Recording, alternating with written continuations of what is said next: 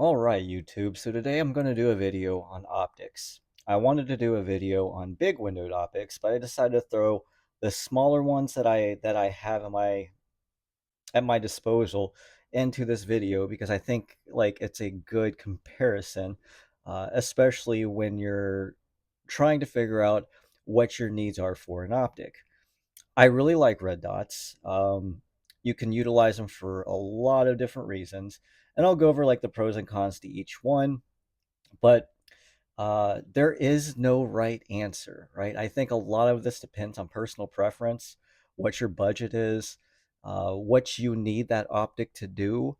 There's a lot of options out there right now, and I'll just kind of throw it out there right now. Like you can go cheap, like with this Sig Romeo 5.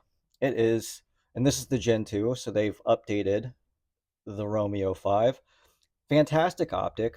I put this on my Ruger 1022, and I would say for 99% of us out there, this optic would suffice, right? And other optics like it, like the any of the Holosun optics, the 403s, 503Bs, 503R. This is what this one is a 503R.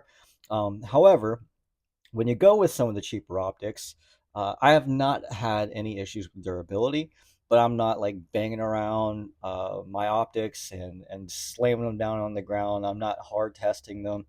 Um, I'm just generally using them, right? And there's going to be like little hints of quality that you're not going to see with some of the more expensive optics, right? So like on this particular one, it is a HS 503R.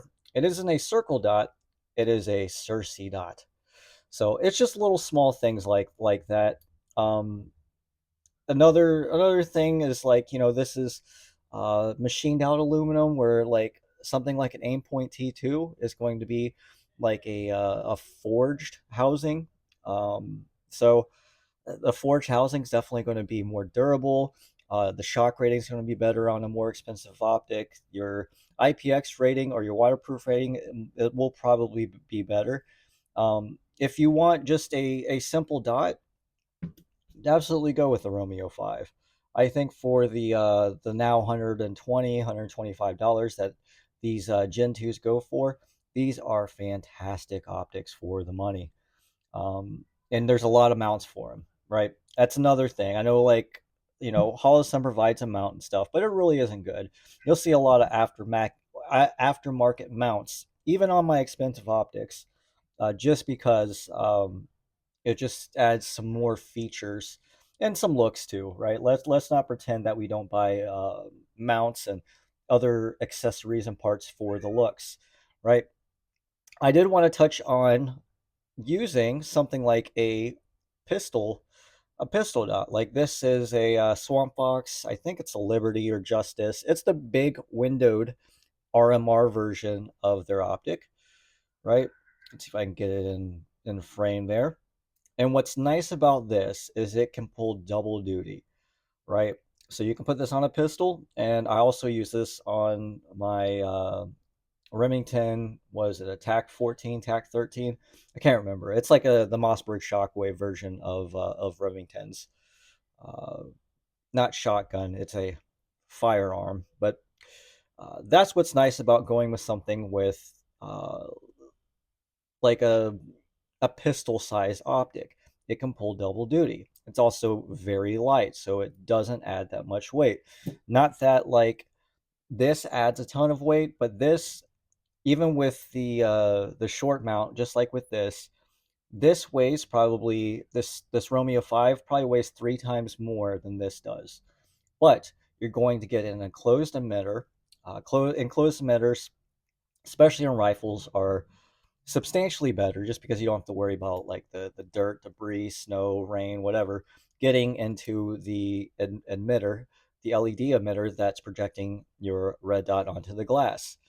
And that's important. If your red dot goes down, all you have is a housing, right? If you can't see your target or your dot, I mean, you can shoot occluded, which means even if this, okay, I'll show you. This is occluded, right? So I've got this cap closed in the front, shoot with both eyes open, you can still see the dot on your target, even though my hand is blocked, right? If I were to have both eyes open, I could see my hand and the dot on my hand, right? So you're still able to utilize your red dot, even if um, the glass gets dirty and you're not able to see through it. But if something gets into the emitter and is unable to project that dot onto the glass, you're basically screwed. So that's one of the downsides to having something like an open emitter. And they do have open, like larger open emitters for rifle optics. You know, like Holosun has the, was it the 510? Which is the LED version of like these big windowed optics, and they have the 512, which is the enclosed version. There's an absolute shit ton of optics out there on the market. Um, if you do go with something a little bit smaller, like you got these small, these are both T2 footprint optics, and they've worked well for me. You can do the automatic on, which are really, really nice. You don't have to fumble with buttons, but you do have to fumble with brightness, right? It usually goes back onto the setting that was last remembered. And then you have rotary styles or button styles, which turn up the brightness and then change your reticle and stuff. Me personally, I just like a simple dot for the most part, depending on what kind of weapon system that I'm firing. On something like maybe a shotgun, right? Or something like a little more CQB oriented, I'll do the circle dot. But a lot of times I just want a simple dot. You can save yourself a little bit of money and go with just a single dot instead of the circle dot option.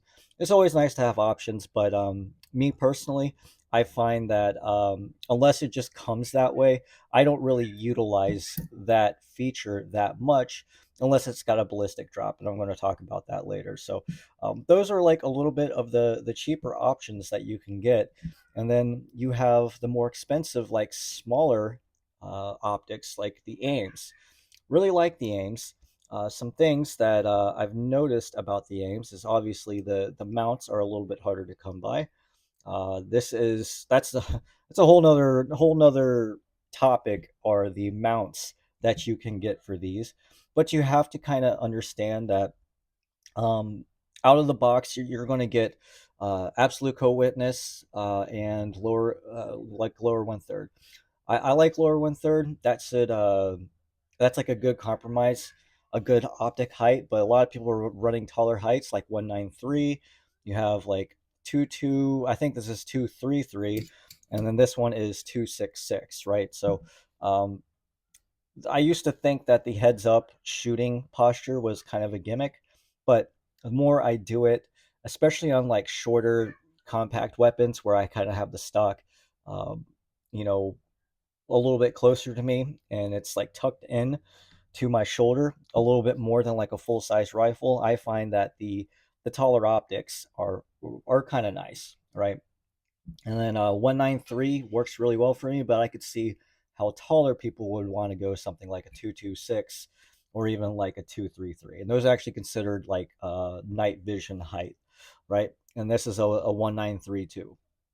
When you're looking at other mounts and stuff too, I mainly want a quick disconnect mount, just so I can put them on other weapon systems because I do change out my configurations of my rifles quite a bit once until I figure out what I really want on it. And that's something you can do with purchasing optics. Is I upgrade one optic, and then that optic that I was it's that was on the previous one, I put onto another rifle, right? So um, the problem with doing that is like doing the upgrade type method is that eventually you're going to get to a point where like your lower end optics you don't use as much, right? Um, it all depends like what your budget is too. Some people don't have $700, $700, $400 or $500 to spend on an optic, and that's fine. You absolutely don't need that much money to get a reliable optic. I actually thought about buying a T2, but man, $800 for basically this thing is with no mount, mind you, is a little hard to swallow. But the durability of T2s are renowned. Let's just say that, and they're much more durable, and I have much more confidence in something like a T2 than I would, let's say, a Romeo 5 or a Holosun. Now, something like the Ames, you also have two different versions, right? This one is the circle dot with a solar panel on top, and then you have the Ames core. I'm gonna be straight up with you guys.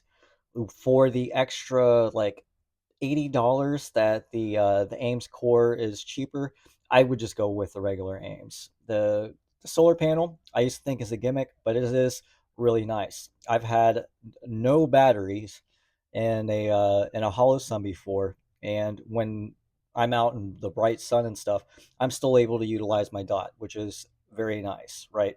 So that if my battery fails or dies, I'm uh, still able to shoot with something if I run out of batteries. Whereas something like the Ames core will not, right? Um, Kind of an interesting design. I'm not sure about durability, but these are actually kind of expensive. Once you get into the realm of about $400, you're looking at a different echelon of optics, right?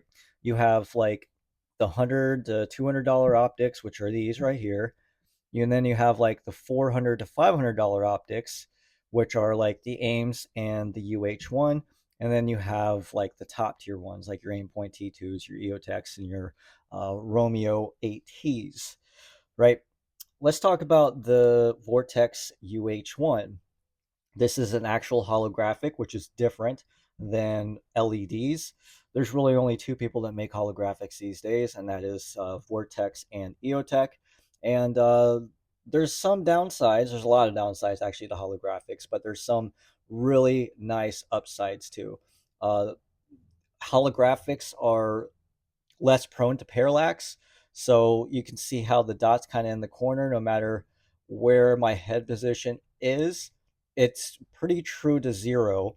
Whereas I've noticed on something like the Hollow Sun, there is definitely a shift in my aiming or my minute of angle. So if I shoot like this, there it's substantially more difference in my point of aim, point of impact than there is on my UH1. And you can find these UH1s. This is a Gen 2. I'd go with a Gen 2 over Gen 1. You can find them for $500 or less. I found two for $500 or less. I paid $400 for one. I liked it so much. I actually really like the optic, especially for the money. Um, you can find these relatively cheap, and I highly recommend them. I know a lot of people don't like them, but what's nice is it's kind of hard to see on this, but it's not just a circle dot. You have a ballistic drop on here where the bottom portion of the circle is like a little triangle, and that actually works really well. I always zero 5200 on most of my 5.56 rifles, and that bottom dot matches perfectly for almost everything within 50 yards. It compensates for the before the bullet starts rising, and it's really nice if you know how to use it. It's a good optic. Night vision. I've got a buddy that's run the UH1s. They're not the best on night vision, but they do offer that. Like a lot of these do offer night vision, but some are going to be better than others. Um, I think the UH1 just looks really cool, and it comes with a really good mount. It's got a quick disconnect mount. Aftermarket mounts are basically non-existent, but you can get like a Unity riser if you want a little bit taller. This is lower 1/3. Um, Buttons are really nice, but I don't like the back buttons, especially if you run a magnifier. Another good thing about holographics is when you do magnify them, um, it like on a LED, that circle will get super big, whereas this will stay the same size. And what's the benefit of that? Well, like your dot's not going to cover up the target as much, especially at distance, and that's what you're kind of focusing on when you magnify an optic. Um, there's some other benefits to it, but that's like the main thing that I've noticed that I've benefited from. So um, holographics are really cool. The battery life sucks on them though. I get about, I don't know, 1,000, maybe 1,500 hours depending on the brightness on my holographics, but you can circumvent the battery issue, right, by I use rechargeable Surefires, right? So it doesn't cost me anything to replace it. And I have a stock of about 6 Surefire 123s on standby that are fully charged, and I just change them out every 3 to 4 months, really. They'll start blinking when they almost all the optics will start blinking when they get low on batteries. EOTech, obviously, EOTech is the competitor for the holographics. Everyone knows what an EOTech is. This one has a really nice ScalarWorks mount on this, so it's still QD for the most part. But what's nice about EOTechs is it's got that cool factor, right? Got a big, large window. I do like large windows. I like large optics, right? You can see they're about the same size, the UH1 to the EOTech, and they're even about the same size as the Romeo 8T, right? So they're definitely heavier, right? I forget the exact weight, but you're probably looking at like 11, 12 ounces between the two. EOTech also has a very good quick disconnect mount. EOTech's known for quality. It's got the aluminum shroud on this, where this does not have an aluminum shroud. This also has more of a blue tint. I don't know if you're going to be able to see that, but there is a bluish tint where EOTechs have some of the clearest glass. It actually has the clearest glass out of any optic that I've seen. Right, it is basically parallax free. Too, this is the least. This has the least parallax out of any optic that I've used. So, no matter where you're shooting, if you're shooting sideways on the ground and you're trying to hit your target up in the corner just because you can barely get your head tucked in, as long as your red dot is zeroed or your holographic is zeroed, you're going to hit your target. It's accurate. It's insane how good the parallax is, or parallax free EOTechs are. There's two different versions, right? You have a non-night vision, and then you have a night vision version of EOTechs. People say just go ahead and spend the extra $50, get the night vision. I don't know. Like, I'll probably get the night vision, but man, that's a big, big jump. So you can find these quick disconnect ones. These are the EXPS series, and then you have the XPS, which are exact or absolute co-witness, which are a little bit cheaper, don't have the quick disconnect and the buttons in the back. I would go with the EXPS series at least. And if you shop hard enough, I think I picked up this. This is a EOTech EXPS 2-2, so it's got 2 dots in it with a bullet drop compensation, which is nice for like 14 and a halfs and stuff. And so, stuff that you're actually taking out a little bit further past 100 yards. And this is just an EXPS 3-0. This is night vision capable. That's why I put it on a little bit higher mount, this nice ScalarWorks mount. And I would go with the EXPS series. If you want to save a little bit of coin, just get the non-night vision one. Get the 2s instead of the 3s. Really like EOTech. People complain about the battery life. I think it's fine. Again, I just run those rechargeable Surefires in there. I stock a lot of CR123s for like backup batteries for flashlights and stuff.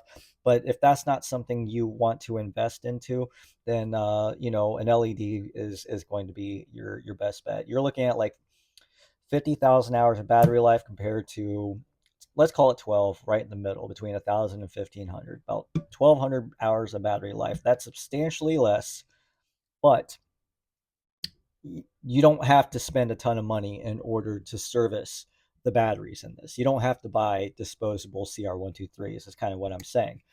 And then, last but not least, you kind of have the best of both worlds, which is the Sig Romeo 8Ts. I really, really like this optic a lot.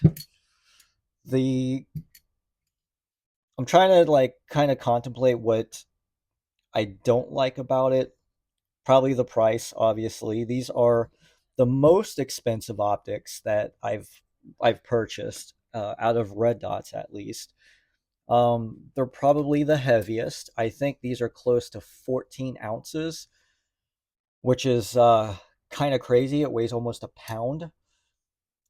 So it's a big old chunky red dot. It's also very large, has a very large window. You can change reticles on this. So if you're into that thing, I think it's kind of. I actually use the change on this. If you want to sing, so I'll use single dot sometimes if I'm shooting out a little further to distance.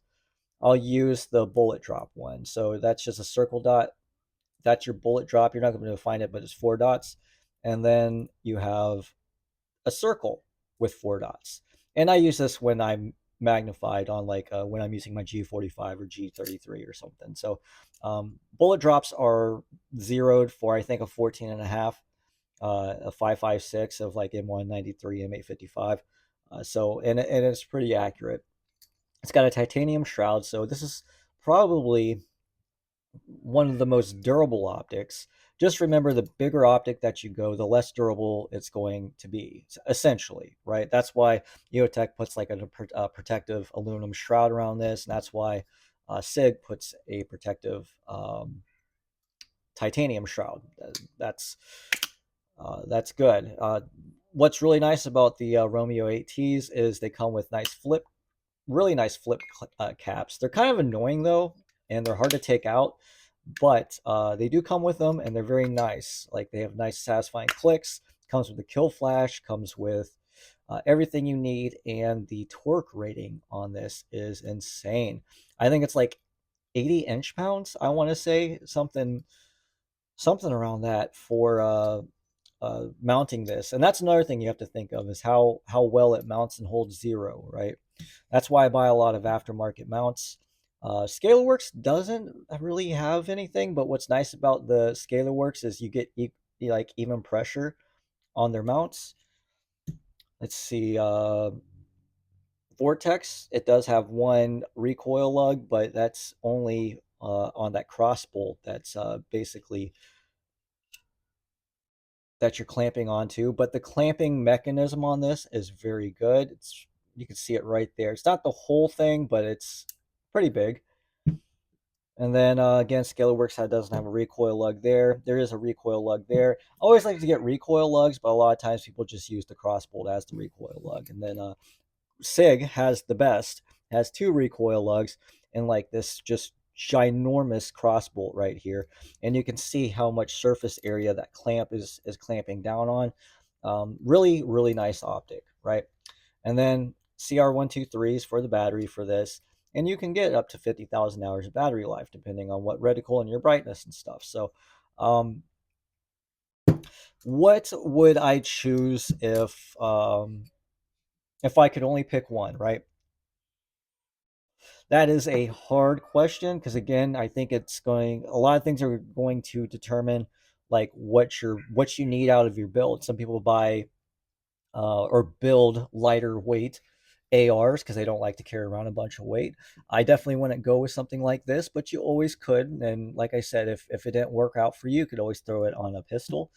You could go right in the middle and get something like an Ames, but you may be searching for the exact height that you want because out of the box it comes lower 1/3. That'll work for most people, but um, I like a little bit taller, and I'm not sure about the durability of Hollow Sun yet. So, and I've had some out of the box issues with a few Hollow Sun optics.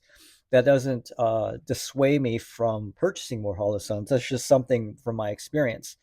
Another thing to kind of consider about red dots are the customer service. I have, other than Swamp Fox, I've never had to contact Swamp Fox about anything that's gone wrong with any of my optics, including scopes. I have had to contact SIG about an XDR that went down. Their customer service was actually pretty good. Vortex customer service is some of the best. No questions asked, and they'll send you screws. They'll send you another optic. Superb customer service. Hollow Sun, some of the worst customer service I've experienced, and they they won't help you in any way. So I bought like for example, I had a 507 507C, and you know how you kind of have a little dash on top, bottom, left, and right. Well, that was canted, so it was like crooked, right? They said it doesn't really affect the red dot. It's just more aesthetics. But it bothered me, and they wouldn't do anything about it. They said it's not under warranty because nothing's wrong with the optic. That was my first experience with something wrong with HoloSun. The second one, I bought a HMX3T, and it didn't come with the lower one third. Like it's got like a little riser that you can put on the flip to side mount. Didn't come with it out of the box. I contacted HoloSun and they just said, we'll sell you one for 20 bucks, even though it was supposed to come in the box. But that's my experience with HoloSun customer service. So Sig and Vortex have been very good. HoloSun's questionable, and I've heard EOTech is actually pretty good. I've never had anything wrong with an EOTech. But if I could only have one optic right now based on all these ones that I have, it's a really tough one. It'd probably be it's a toss up between an EOTech and a Romeo 8T, but that's just based on my preference of liking big windowed optics. I think the Romeo 8T offers more options. I do wish it had a quick disconnect mount instead of like this overbuilt mount, but I think the design of the Romeo 8T was built more, I want to say more for duty, because EOTechs are definitely built for duty, but there's a way to do a quick disconnect and still have it hold zero, and still be very, very durable. Like EOTech's mounts into quick disconnects are superb in my opinion. So um, the battery life is going to be definitely better on the Romeo 8T. I think they both look cool. I'd like the cyberpunk look of the Romeo 18. Not that that should matter a little bit. Night vision's better on the EOTech.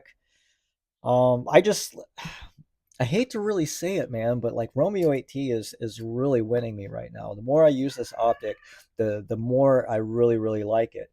Um, if I had a choice between a UH1 for 450 and an EOTech for 600, I might go with the UH1. The UH1's a really good optic for the money. If you want to get into holographics, I think it's very aesthetically good looking in my eyes. I really like it. Um, and it works, right?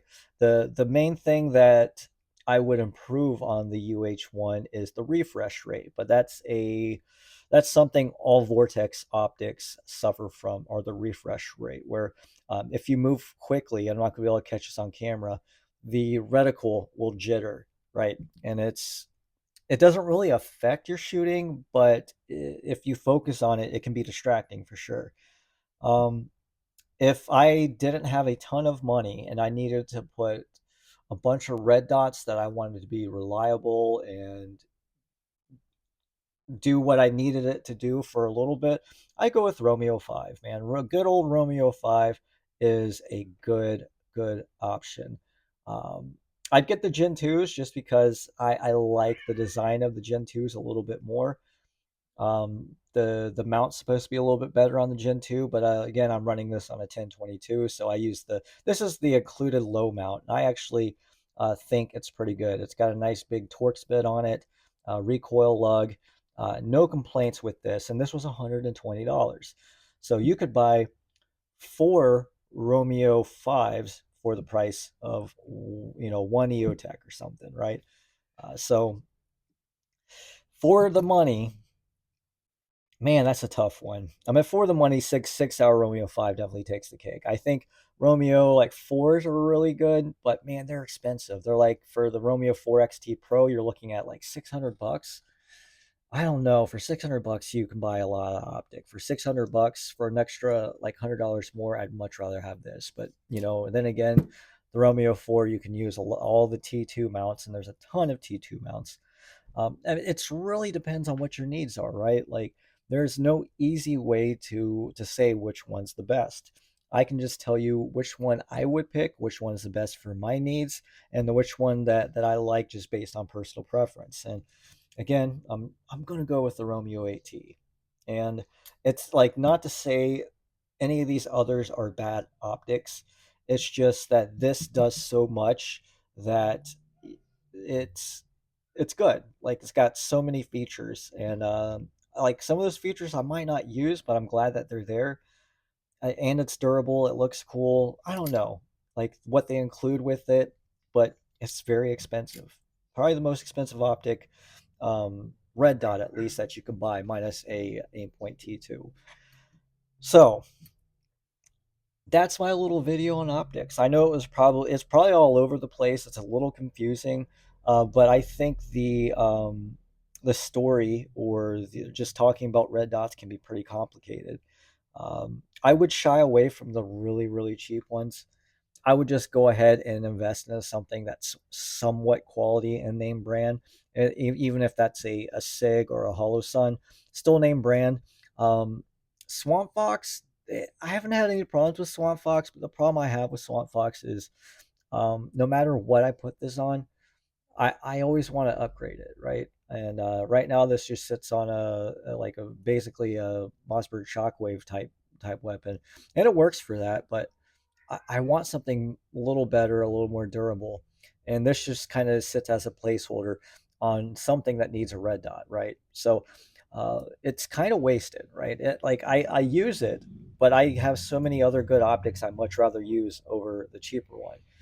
Um, the only cheap one that I generally use all the time are going to be like my Romeo 5s. I've got three other Gen 1 Romeo 5s. I got a couple of XDRs. I shoot the shit out of some Romeo 5s. EOTechs get a lot of use. The Holosun, I don't know. The Holosuns are good. Uh, you can, for like the $200 mark, if you got $200 to spend, just save your money and go up to 400. For $400 you can get like an Ames or a UH1. You might even be able to find like an EOTech used on the used market for $400. I would really stick with like the $400 and up mark for your optics, and you will never outgrow that optic. Just remember, when you're choosing an optic, don't just choose it because it's on sale, or you like the way that it looks, or you heard someone that really liked it. I would I would really dedicate some time to figure out what your needs are, what features that you actually use, not just features, but features that you will actually use.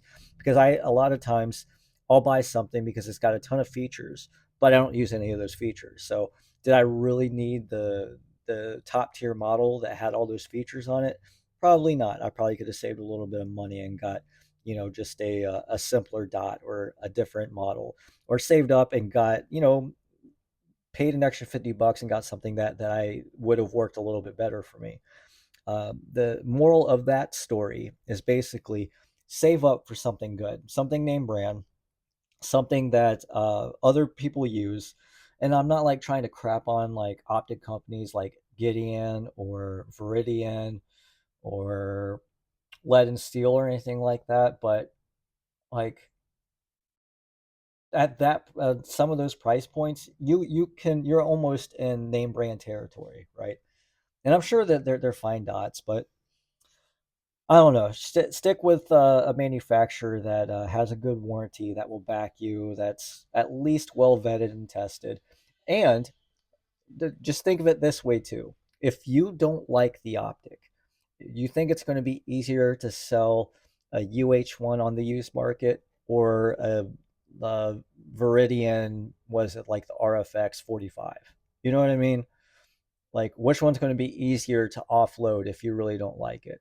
The name brand optics, or the well known optics, the popular optics, are definitely going to be easier to sell on the secondhand market. And that's always in consideration too, because sometimes we outgrow stuff, sometimes our tastes change, sometimes we don't have the extra disposable income to hold on to too expensive optics, which is fine, right? Sometimes you might want to like trade out, like you could trade out, like, hey, someone's got a Romeo 8T, dude. If you gave me $200 in the UH1, I'll give you my Romeo 8T. Like that stuff does happen. So um, it's much easier to do stuff like that with the nicer optics, and you'll never make your money back off the nicer optics. But stuff like, I don't know. I can almost get money back for what I paid for this, even though this EOTech is used. I can almost get my money back on these, even though these are used. Like I'm only talking like a $50 difference. Um, Whereas like a Romeo 5, yeah, I'd be hard pressed to get like $60 out of it. So I'm basically losing half the value of it. The aims, I don't know what these really go on the used market. I'm guessing like they've dropped in price since I bought them. I bet you I'd only get about half of what I paid for this Ames. So, and that's not knocking on Sig or Holosum, but that is, a consideration. And I would imagine like the off-brand or less known or the really, really cheap optics, the resale value on those are definitely less. And I'm not saying you should resell your stuff or anything, but it's always nice to know that you can at least recoup most of your money back on an expensive purchase. And optics are definitely an expensive purchase. Another thing about buying like a top tier optic is once you find one that you like, you'll never get rid of it, right? You'll have this optic for life. Whereas like if you get this and you shoot this for a couple years and you finally decide to upgrade, you probably won't keep it, right? You'll probably try to like recoup a little bit of money, and then whatever you upgrade to, let's say you upgrade to an EOTech EXPS 3-0, you'll always keep this optic. More than likely, unless you just absolutely hate it. But the really, really nice stuff, you're going to want to keep, and they will live on a bunch of different rifles. I promise you. So I'd say it's well worth the money to go ahead and buy a nice, expensive optic. And I don't know. I think that's all I can talk about with optics, at least. Uh, from what I can think of off the top of my head, it's a quite involved topic and it's very personal. So talking about optics is really hard on YouTube because a lot of this does come down to personal preference. A lot of this comes down to budget. So if it's not in your budget to spend $700 on a red dot, I can't say I don't blame you. Like it's a lot of money to spend on a red dot. So, but the nice stuff. Well, how do I put this? Save up to buy the nice stuff. Like if you don't think you can afford a $700 optic and you think it's out of your reach, I don't know, save $20 a week, and within a year you'll be able to buy it. It might be like it might be kind of tough, but you can do it, and it's worth it. I think it's worth it. Now, if you just got like a M&P Sport 2 or something, and maybe your first red dot shouldn't be a Romeo AT, but I'll tell you, if you put this on a M&P Sport 2, you'll probably upgrade that M&P Sport 2, but you'll never upgrade that, right? So that will what was a better purchase, that 700 $800 AR-15 or the 700 $800 optic that you won't sell. The So you're going to upgrade and sell the AR-15, but you're not going to like upgrade or sell the optic. You get what I'm saying, right? Like there's more value in something that you're never going to get rid of rather than buying something that you're going to upgrade later. So well, if you guys have any questions, just leave them in the comments below. This is a long video, but I think it's a very involved topic. So I hope I could like answer some questions and give my like just personal preference on why I do about red dots and holographics. I'll just call them red dots. And if you made it all the way through, I appreciate it. I appreciate all the subscribers, all the likes, all the comments. Um, yeah, you guys have a good night.